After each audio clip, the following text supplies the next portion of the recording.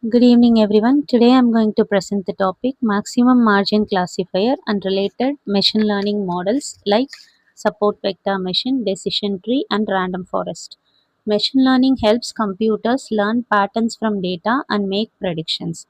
First topic what we are going to see is maximum margin classifier. A maximum margin classifier is a binary classification algorithm. It finds a decision boundary called hyperplane that separates two classes. That is, the hyperplane is nothing but a line that separates into two classes. The main goal is to maximize the margin which is the distance between the boundary and nearest data points. This helps the model generalize better, reduce classification errors. See in this diagram, the middle line represents the optimal hyperplane. These two parallel lines represents the margin boundaries. The points touching margin are called support vectors. So these support vectors are the most critical data points because they decide the position of the hyperplane.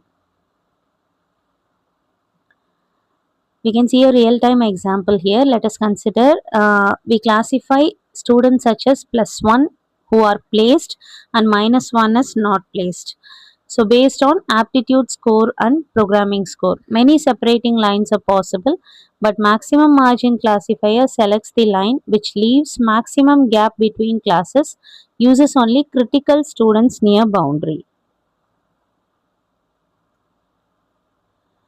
And some more real-time examples are spam detection keeps maximum distance between spam and normal mails, and medical diagnosis, that is increases confidence in classification. And in manufacturing quality control, it reduces wrong rejection of good products. Sometimes good products may be rejected due to some wrong reasons, so that will be reduced using maximum margin classifier. So next is support vector machine. Support vector machine is an extension of maximum margin classifier. It is used for both classification and regression. It works even when data is not perfectly separable. It introduces soft margin kernel trick. So kernel is needed. Let us see in this diagram. See, inner circle is class +1 and outer circle is class -1. In two dimensional, no straight line can separate them. So it is in a circular format. So a straight line cannot separate both +1 and -1 classes. So SVM uses kernel trick to transform data into higher dimensions. So we can see here after separation, after mapping into higher dimension, a flat plane separates classes. When projected back, it becomes curved boundary. This is called non-linear decision boundary. Here are some advantages and disadvantages of support vector machine. Its advantages are maximum margin provides better generalization, better accuracy, but and works well in high dimension. It handles non-linear data. Disadvantages are it is computationally expensive and difficult for kernel selection and hard to interpret. Some of the applications are it is used in text classification, image recognition, cancer detection, handwritten digit recognition, stock market predictions. And limitations are it is slow for large data sets, sensitive to noise, difficult parameter tuning, and not ideal for overlapping classes. So next one is soft margin support vector machine. It allows some points to cross margin, some misclassification allowed. Example, some high score students may not get placed, some average students may get placed. So this makes model more realistic and flexible. Next one is decision tree.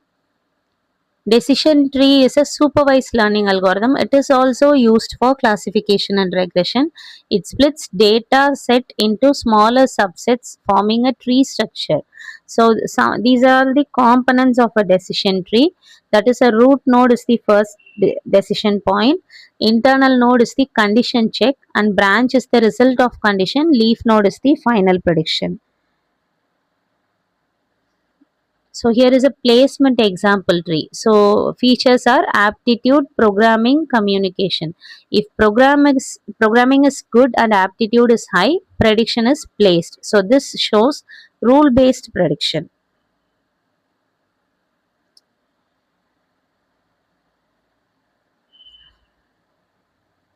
So here is a loan approval real-time example. So banks uses decision trees for loan approval credit evaluation. So it considers the features such as income, credit score and employment. So tree gives explainable decision.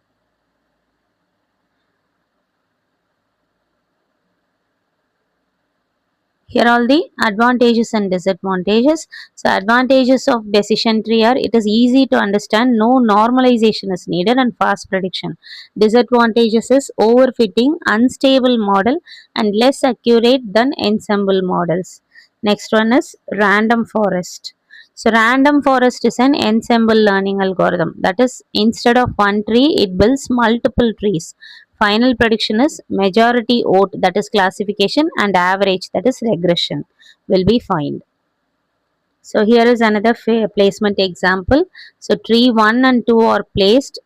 Tree 3 is not placed and 4 is placed. Final prediction is placed. So this improves accuracy and stability. So advantages of random forest are high accuracy, reduces overfitting, it handles noise well. Disadvantages are hard to interpret, high memory usage and slow prediction. So when we come to a conclusion, maximum margin improves generalization, support vector machine handles complex nonlinear data, decision tree provides interpretability, random forest provides high accuracy.